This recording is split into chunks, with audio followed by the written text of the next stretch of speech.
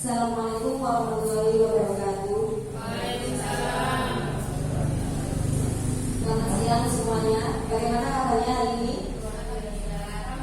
Alhamdulillah. Sebelum kita ke materi, kita bermain sebentar. Kita tepuk dulu. Kalau saya bilang tepuk satu, jangan bilang oke. Kalau saya bilang tepuk dua, jangan bilang yes. Kalau tepuk tiga, jangan bilang semangat. Kita coba sama-sama. Tepuk satu. Oke.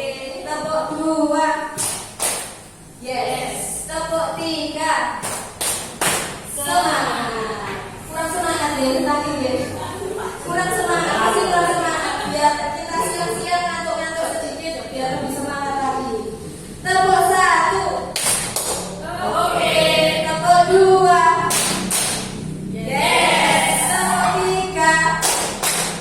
Semangat. Tepuk tangan untuk kita semua. Hari ini saya akan menyebarkan pemahaman dan penerapan pengalaman tentang budaya positif. Apa sih budaya positif itu? Siapa yang tahu apa budaya positif itu? Budaya yang baik. Budaya baik.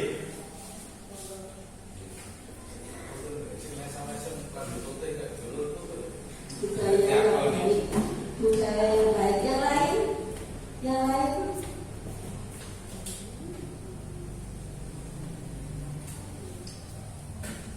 Yang lain? Bukan lo? Bukan lo?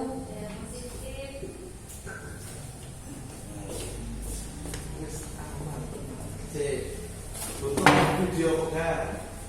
Budaya menurut saya berarti budaya itu berarti sudah dilakukan, kebiasaan yang dilakukan tanpa ada paksaan, tanpa ada tekanan, dan itu bernilai positif. Ya. Iya. Terima kasih sekali. Tepuk tangan. Budaya positif ini biasanya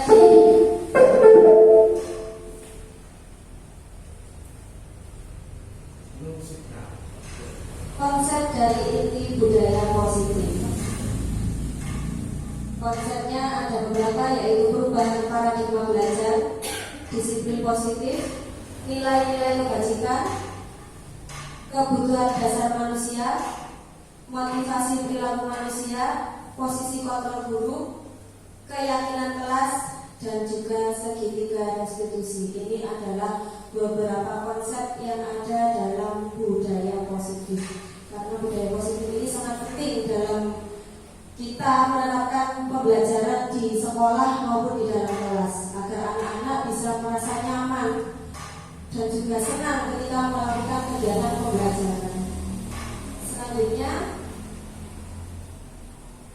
profil belajar Pancasila, pembelajaran dengan paradigma baru. Pembelajaran dengan paradigma baru merupakan pembelajaran yang dirancang berdasarkan prinsip pembelajaran berdiferensiasi sehingga para peserta didik belajar sesuai kebutuhan berdasarkan tahap perkembangan sesuai teori psikologis modern untuk mewujudkan profil belajar Pancasila. Dan di sini kita bisa lihat ada 6 profil belajar Pancasila, di antaranya yaitu beriman dan bertakwa pada Tuhan Yang Maha Esa dan berakhlak mulia, kemudian berkebinekaan global, gotong royong, kreatif, bernalar kritis, dan juga mandiri. Selanjutnya, miskonsepsi tentang teori kontrol. Terdiri dari beberapa teori, yaitu ilusi guru mengontrol murid. Yang kedua, ilusi bahwa semua penguatan positif, efektif, dan bermanfaat. Yang ketiga, ilusi bahwa kritik dan membuat rasa bersalah mampu menguatkan karakter. Dan yang keempat adalah ilusi bahwa orang dewasa berhak memaksa. Dan di semuanya ini rata-rata kita biasa menggunakan konsep seperti ini. Padahal ini bisa berdampak negatif pada anak.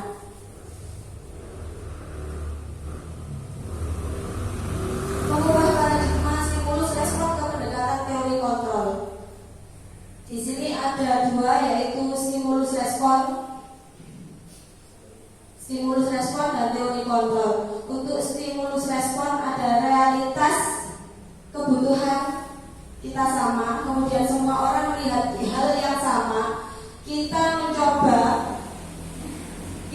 mengubah orang agar berpandangan sama dengan kita, berperilaku buruk dilihat sebagai suatu kesalahan. Orang lain bisa mengontrol saya bisa mengontrol orang lain. Pemaksaan ada pada saat bujukan gagal dan model berpikir menang atau kalah, itu stimulus respon. Sedangkan di stimulus di teori kontrol itu ada realitas atau kebutuhan kita berbeda. Setiap orang memiliki gambaran berbeda. Kita berusaha memahami pandangan orang lain tentang dunia. Semua perilaku memiliki tujuan. Hanya Anda yang bisa mengontrol diri Anda. Anda tidak bisa mengontrol orang lain. Kolaborasi dan konsensus menciptakan pilihan-pilihan baru. Model berpikir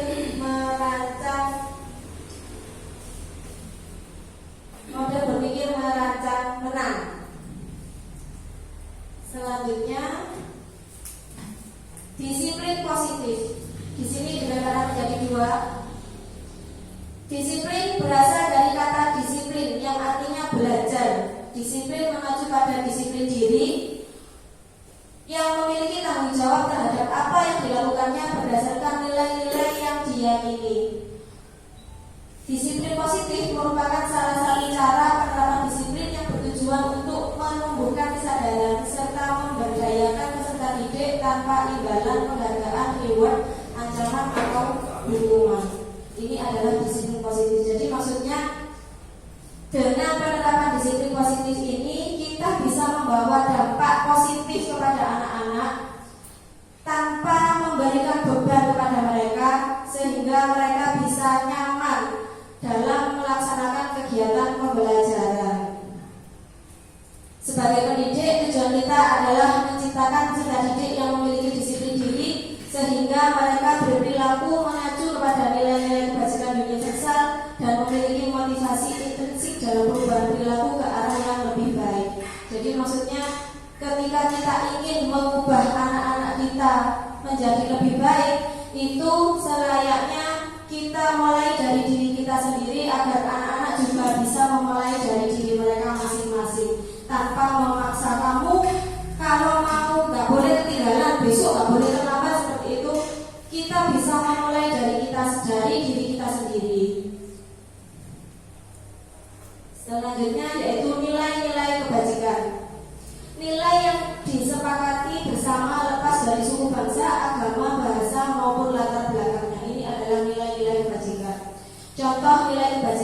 institusi atau organisasi. Contohnya profil pelajar Pancasila yang berisi tentang beriman, bertakwa pada Tuhan dan berakhlak mulia, berkebinekaan global, gotong royong, mandiri, kreatif dan bernalar kritis.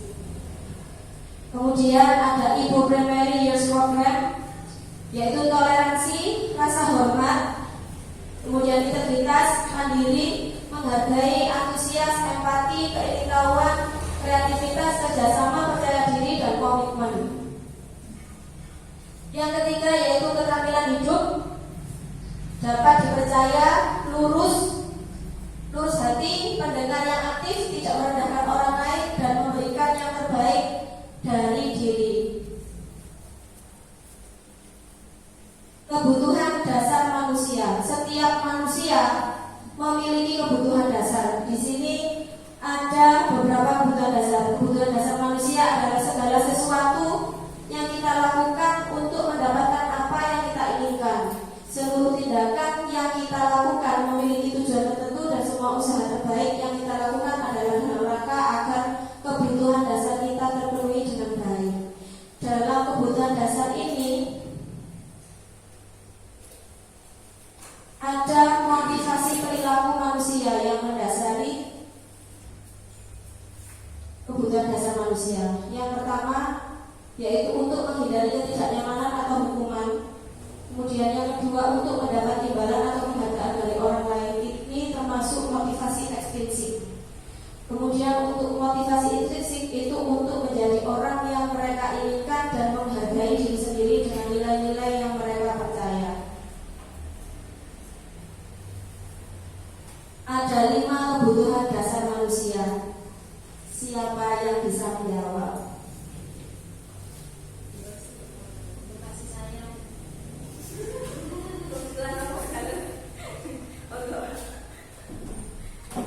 Kasih sayang, kebebasan, kemudian kekuasaan, kesenangan, dan butuh kebahagiaan. Ada yang berpendapat lain tentang 5 kebutuhan dasar manusia? Setiap orang pasti memiliki kebutuhan dasar ini, tidak bisa dipungkiri.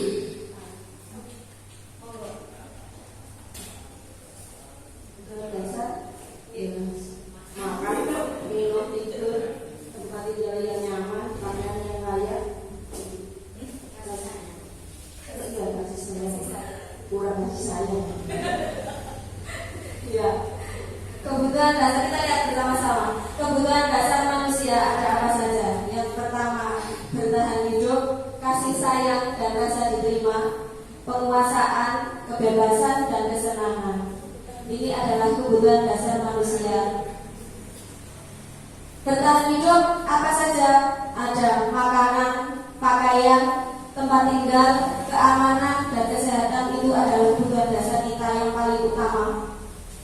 Kemudian yang kedua, kasih sayang, rasa diterima, dipedulikan, berbagi, kerjasama, menjadi bagian dalam kelompok, penguasaan, harga diri, keinginan untuk dianggap, memimpin, berprestasi, diakui dan didengar. Kemudian yang keempat, tentang kebebasan, meliputi mandiri, memiliki pilihan, mencoba hal baru, mampu mengendalikan arah dirinya. Dan yang terakhir yang meliputi kesenangan yaitu bermain, humor, antusiasme dan tertawa. Ini semua adalah kebutuhan dasar yang saling berkaitan dan kita selalu membutuhkan. Ketika kita kurang satu, kadang ketika ada satu kebutuhan dasar ini yang tidak terpenuhi, mungkin kita tidak menyadari bahwa kita melakukan hal-hal yang di luar kita pikirkan seperti itu. 5 posisi kontrol guru. Sampai di situ tadi ada yang mau ditanyakan? Pas. Lanjut. Ya. 5 posisi kontrol guru. Di sini ada 5 posisi kontrol guru. Yang pertama yaitu penghukum. Yang kedua pembuat merasa bersalah. Yang ketiga sebagai teman. Yang keempat pemantau. dan yang kelima posisi kontrol manager. Dari kelima posisi kontrol ini terkadang kita tidak menyadari bahwa kita memiliki posisi kontrol sebagai penghukum, karena seperti itu.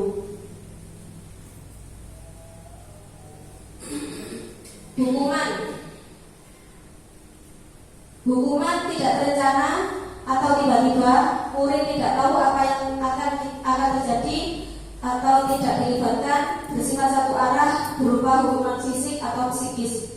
Kemudian konsekuensi terencana, disepakati sesuai peraturan, murid tetap dibuat tidak nyaman, sikap guru selalu memonitor murid. Kemudian yang restitusi, proses menciptakan kondisi bagi murid untuk memperbaiki kesalahan, proses kolaboratif yang mengajarkan murid untuk mencari solusi sendiri. Contoh penerapan segitiga restitusi. Kasus siswa tidak memakai atribut lengkap saat upacara bendera. Di sini ada contoh penghukum. Hormat pada bendera selama 1 jam. Ini termasuk contoh penghukum. Mungkin kita tidak menyadari karena anak-anak tidak memakai atribut lengkap, kita suruh menyanyikan lagu di depannya bendera, itu juga termasuk penghukum. Kemudian pembuat merasa bersalah. Contohnya yaitu berapa kali ibu atau bapak harus memberitahu kamu selalu saja mengecewakan ibu atau bapak. Jadi dia merasa bersalah karena ucapan kita. Ini juga bisa berakibat kurang baik untuk anak-anak.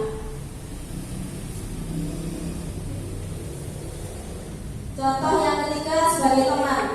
Ayo dong, ikuti aturan sekolah. Tolong bantu ibu atau bapak ya sekali ini.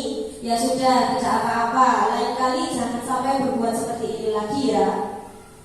Pemantau, kamu sudah melanggar peraturan sekolah. Kamu tahu konsekuensinya setelah upacara. Kamu beli atributnya ke koperasi dan jangan diulangi lagi. Ini contoh pemantau. Kemudian contoh manajer.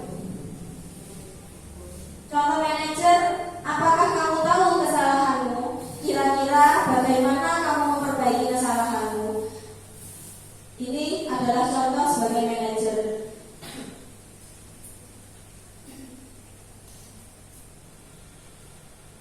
Sekarang posisi kontrol apakah aku? Saya punya pertanyaan. Saya kecewa sekali denganmu. Ini termasuk dalam posisi kontrol apa?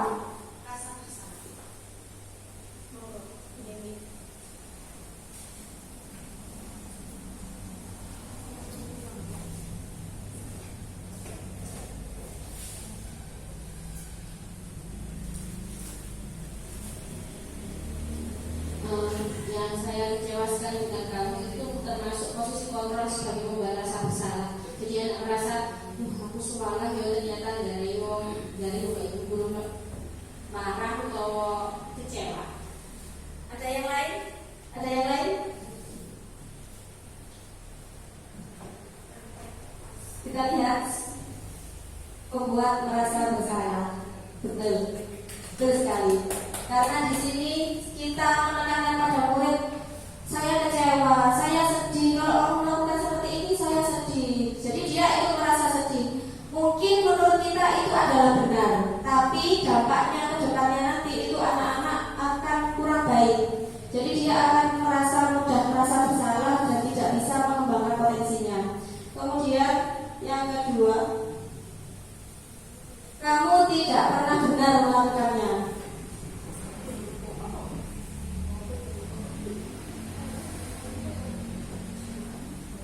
Ada yang tahu? Kita lihat pemantau. Di sini kita tidak pemantau karena tidak pernah merasa kok kamu nggak tahu benar sih melakukannya.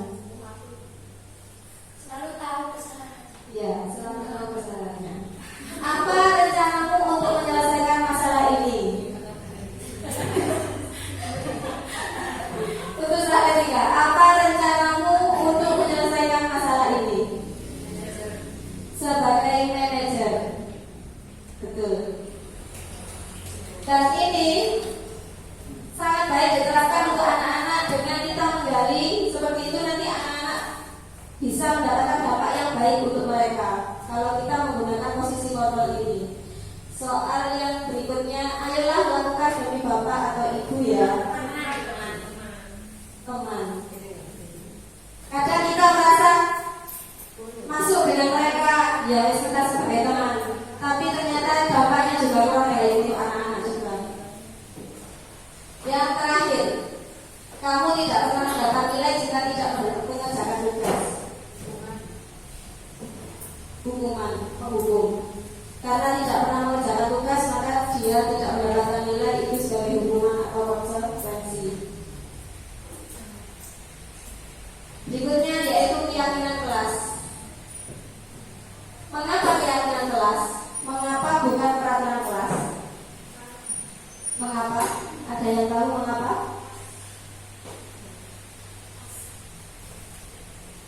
Mengapa keyakinan kelas? Mengapa bukan keyakinan kelas? Mengapa keyakinan kelas? Mengapa bukan keyakinan kelas?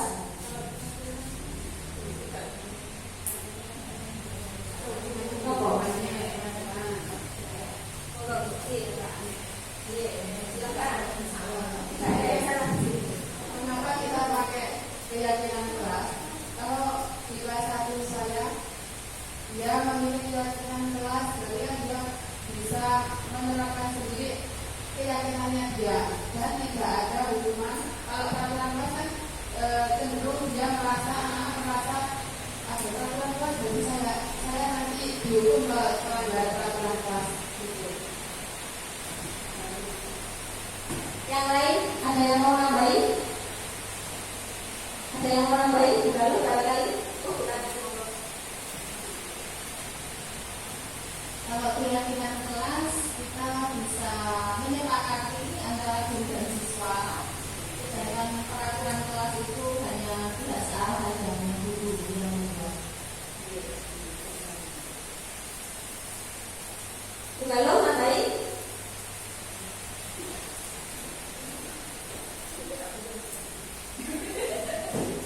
Kalau keyakinan kelas itu kan dari murid itu menyampaikan apa yang mereka yakini di kelas tersebut, sehingga akan lebih mudah diingat, mudah dipahami oleh anak-anak tadi, sehingga lebih mengena daripada peraturan kelas. Kalau peraturan itu kan cenderung melarang, tidak boleh ini, tidak boleh itu, seperti itu. Terima kasih. Tepuk tangan untuk kita semua. Kasih semangat semuanya.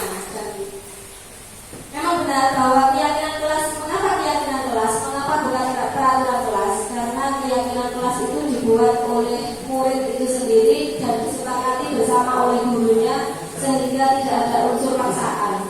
Sedangkan peraturan kelas itu mengandung unsur paksaan yang harus ditaati oleh murid, sehingga dia akan takut untuk dihukum, seperti itu. Pembentukan keyakinan kelas.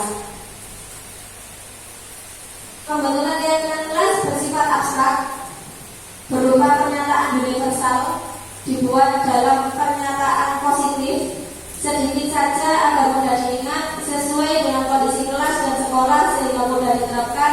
Semua warga sekolah atau warga kelas dilibatkan saat membuat keyakinan kelas. Jadi di sini nanti mereka bisa curah pendapat tentang keyakinan kelas apa yang mau mereka buat, yang mau mereka inginkan untuk dijadikan satu keyakinan kelas bersama-sama, untuk disepakati bersama-sama.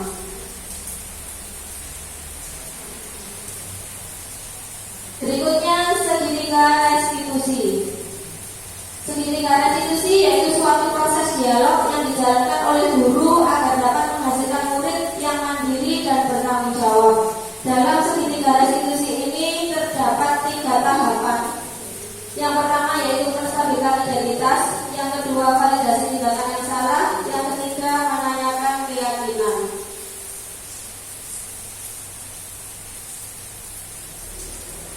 Menstabilkan identitas berdasarkan prinsip membuat kesalahan adalah bagian dari proses pembelajaran. Contohnya, kalau kita menggunakan konsep menstabilkan identitas, tahapan menstabilkan identitas yaitu berbuat salah itu wajar, tidak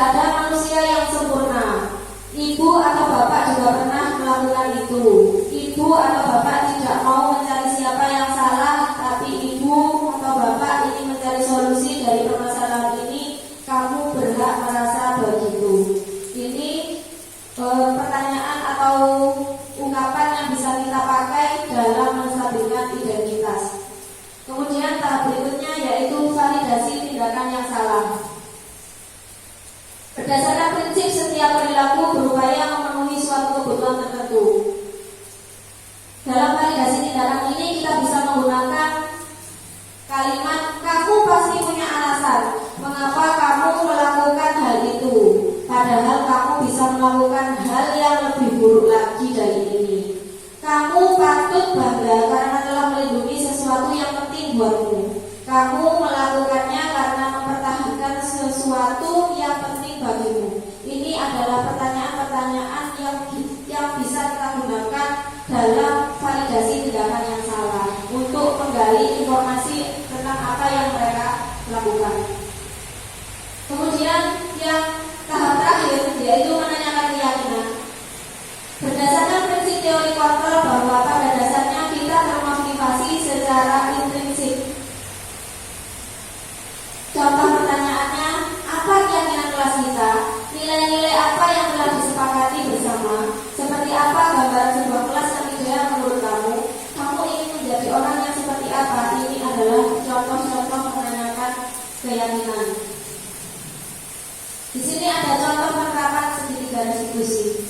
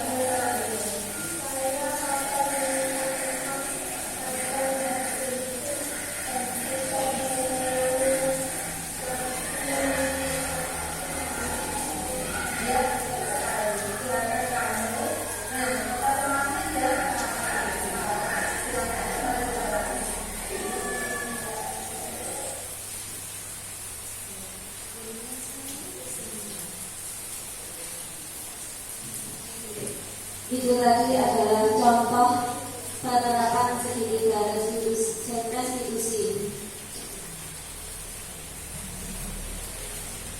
pada siswa. Di sini akan berdampak baik karena kita menggali terlebih dahulu apa yang terjadi pada kasus kakak ini. Dia sering mengalami perundungan atau sering diajak oleh temannya yang bernama Bilqis, dan juga karena dia marah, diajarkan, akhirnya dia menendang perut temannya. Seperti itu. Kemudian dalam hal ini saya mencoba menggali kasus tersebut.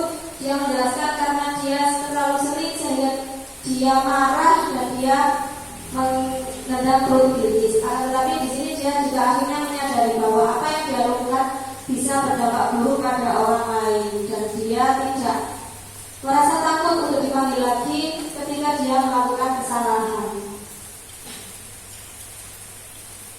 Penutup. Dalam penerapan program disiplin positif, hendaknya guru memiliki standar kepribadian profesional dan sosial yang baik, di mana guru mampu merefleksi dirinya dalam posisi kontrol saat ini, bagaimana perjalanan dirinya sebagai among atau manajer yang menuntut murid-muridnya menjadi insan yang mandiri, mereka merdeka dan bertanggung jawab menurut standar nasional pendidikan. Demikian dari saya, terima kasih. Barangkali ada yang mau ditanyakan, monggo.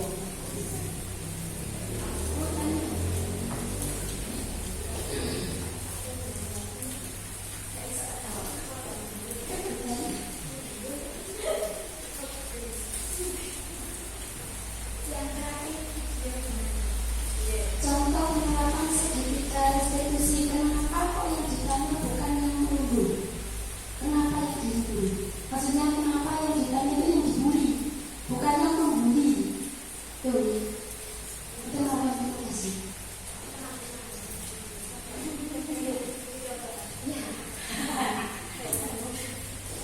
Yang ditanya dua-duanya, Bu. Oh, dua-duanya. Keduanya. Jadi nanti saling berkaitan. Yang saya ambil contohnya ini yang dirundung. Sebelumnya karena kita tidak tahu anak-anak, namanya anak kelas 1 kadang-kadang diganai ibu, diganai ikan, seperti itu. Karena kita menggali informasi, kita menstabilkan dulu dengan memanggil si anak yang menendang tadi. Karena dia yang menendang, kita kan tidak tahu masalahnya apa dulu. Bu, Mbak Bilqis turutnya ditendang sama Mas Raka A. Kan laporannya begitu. Kita kan tidak tahu apa yang terjadi sebenarnya. Jadi ketika kita gali informasi, kita stabilkan masalah tersebut dengan menggali informasi tadi, dia menceritakan ternyata bahwa dia diejek oleh Mbak Bilqis. Tapi setelah itu kita juga akan melakukan tindakan untuk Mbak Bilqis. Apa yang sudah dia lakukan kepada masyarakat dan penyebabnya apa, juga sama menggunakan segitiga restitusi. Sama.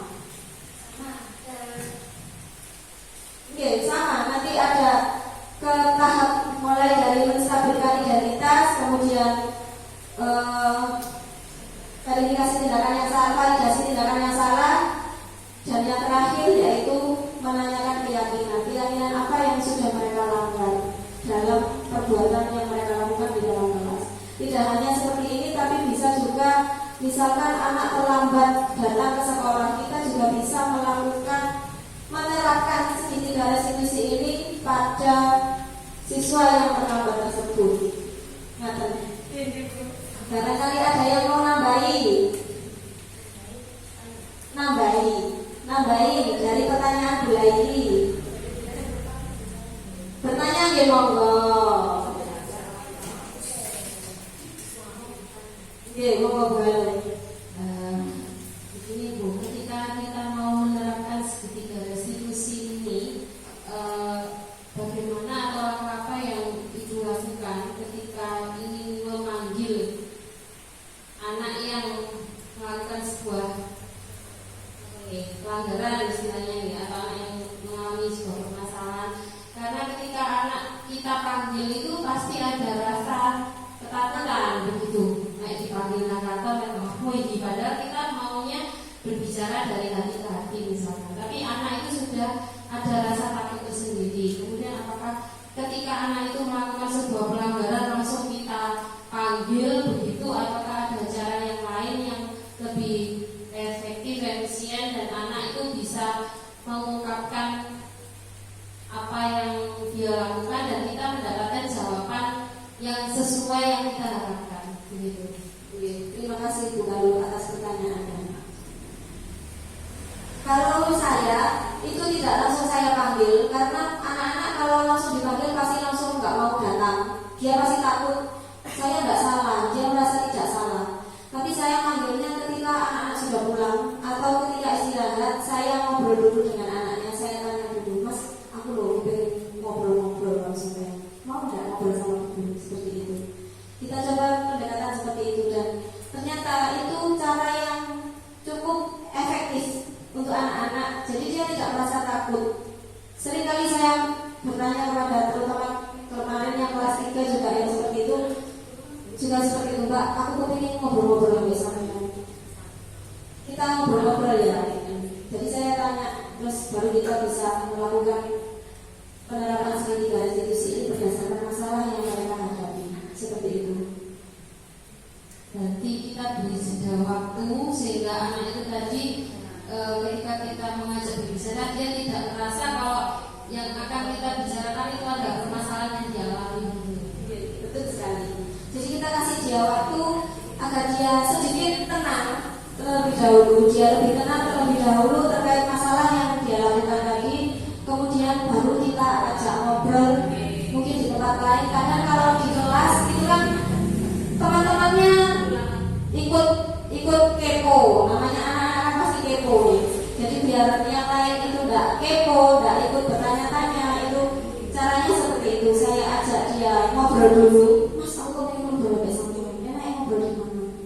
Seperti itu nanti. Kemudian ini saya ajak dia ngobrolnya di perpus biar enggak kepo teman-temannya.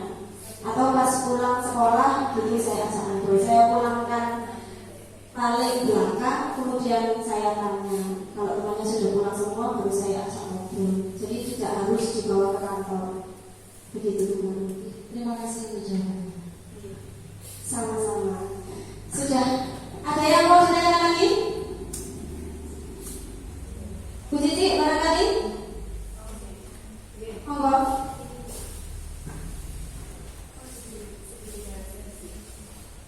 Bu, itu tadi kan segitiga restitusi. Kalau saya lihat di video Bu Devi itu untuk siswa.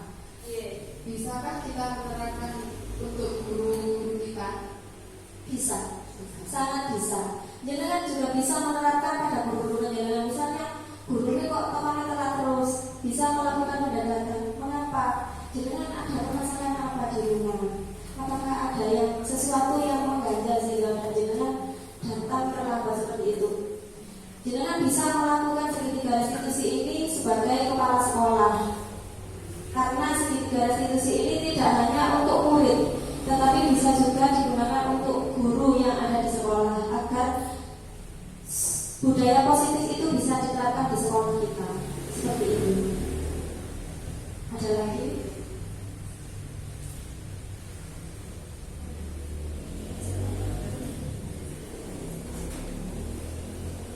Ada yang mau menambahi?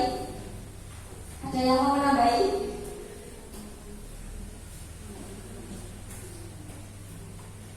Sampun pas, Bu Cici? Sampun pas. Ada yang masih mau bertanya? Sampun cukup ya? Pas ya? Sudah paham ya? Ya. Ini tadi adalah paparan materi dari saya terkait budaya positif di sekolah.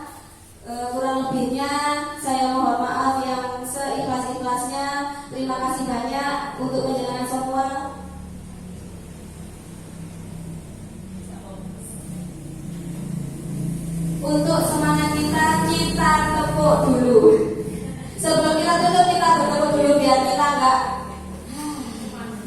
biar lebih semangat. Pulang dalam keadaan ceria.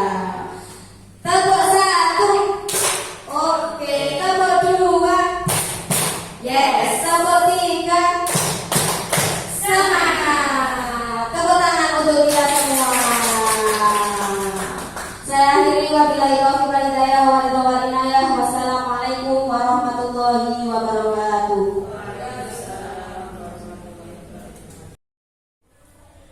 Mas Raka, tadi Ibu mendapat laporan dari teman-teman kalau Mas Raka sudah membuat Mbak Bilkis menangis ya? Ya benar Bu, Kenapa? saya kesal karena Mbak Bilkis mengejek saya padahal saya bermain sendiri. Lalu apa yang sudah Mas Raka lakukan pada Mbak Bilkis? Saya menendang Mbak Bilkis Bu. Pasti kamu berbuat seperti itu ada alasannya. Kenapa? Saya kesal dan marah Bu karena Mbak Bilkis terus mengganggu dan mengejek saya. Mas Raka membuat kesalahan adalah hal yang manusiawi dan mempertahankan diri adalah hal yang penting. Namun masih ada hal lain yang lebih efektif dalam menyelesaikan masalah. Ya Bu. Sekarang coba kita pikirkan apakah tindakan yang kamu lakukan sesuai dengan keyakinan kelas kita. Sikap Bu, Keyakinan apa yang sudah dilanggar? sikap saling menghormati dan menghargai. Menurut kamu saling menghormati dan menghargai antara teman penting tidak? Sangat penting Bu. Baik, kalau menurut kamu sangat penting, keyakinan apa yang harus kamu lakukan saat kamu sedang marah? Lebih bersabar, menghormati dan menghargai temanku. Bagus. Lalu apa yang akan kamu lakukan untuk memperbaiki masalah ini? Saya akan meminta maaf pada Mbak Bilkis dan tidak mengulangi lagi. Ya, betul sekali. Tindakan kamu. Nah, tetap semangat ya Mas Raka. Sekarang silakan kembali ke kelas. Mbak Yurin, tadi Ibu mendapat laporan dari Mbak Nina dan Mbak Yura kalau Mbak Yurin bertengkar dengan Mbak Jian. Apa benar? Iya benar. Kenapa?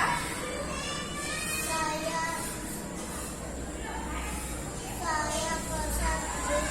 Saya tidak suka dengan selalu saya. Lalu, apa yang sudah Mbak Yurin lakukan pada Mbak Jian? Saya marah dan mendorong Mbak Jihan. Pasti kamu berbuat seperti itu ada alasannya. Kenapa? Saya kesal dan marah karena Mbak Jihan selalu mencontek pekerjaan saya dan dia juga selalu berkata kasar pada saya. Mbak Yurin, membuat kesalahan adalah hal yang manusiawi. Jika Ibu mengalami hal yang sama, mungkin Ibu akan melakukan hal yang sama juga. Namun, masih ada hal lain yang lebih efektif dalam menyelesaikan masalah. Sekarang, coba kita pikirkan, tindakan yang kamu lakukan sesuai dengan keyakinan kelas kita. Keyakinan apa yang sudah dilanggar? Sikap baik, ramah dan santun. Menurut kamu, sikap baik, ramah, dan santun antar teman penting tidak? Sangat penting Bu. Baik, kalau menurut kamu itu penting, keyakinan apa yang harus kamu lakukan pada saat kamu sedang marah? Bersikap lebih sabar, saling menyayangi, ramah dan santun. Kamu bersedia memperbaiki masalah ini tidak? Bersedia Bu. Apa yang akan kamu lakukan untuk memperbaiki masalah ini? Saya akan melaporkan